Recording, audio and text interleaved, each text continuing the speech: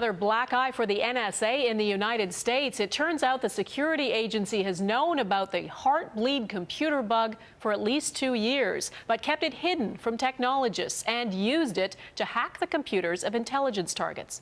The Canadian government, meantime, has taken more steps to protect against the bug.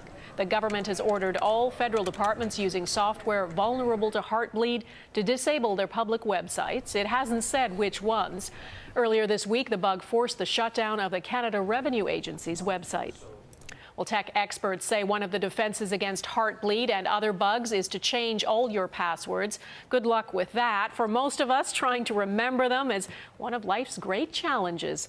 This week's scare with the Heartbleed bug has led many to wonder if there isn't a better way to protect our data. We sent Mike Drolet to find out. A keyless world is just a touch away. We can open doors using a smartphone, cars using a wireless fob and the touch of a hand, and with a fingerprint, our phones. So why are we still so reliant on passwords? I think the future is where it just everything unlocks. To that end, a Toronto company, Bionym, created this.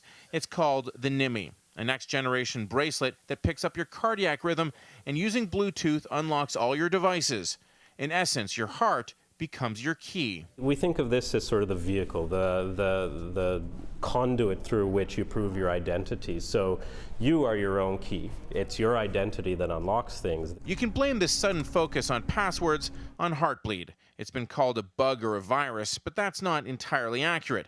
It's more like a flaw in the most widely used encryption software we use to protect our personal information. NIMI, or any other biometric device for that matter, would not have prevented Heartbleed.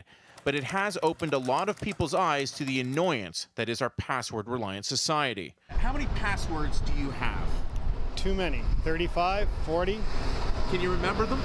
No, I got them written down. In fact, a recent study found the average number of private passwords people have to be 17, at an average of 8 additional work passwords, and you can see why biometrics are of interest, although they're not without their flaws. Fingerprints can often be replicated simply by pressing glad wrap over the fingerprint reader.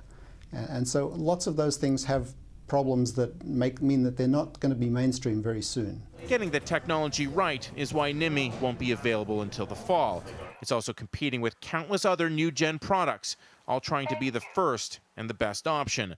The winner could be the next iPod. The others could be the Zune. Mike Drolet, Global News, Toronto.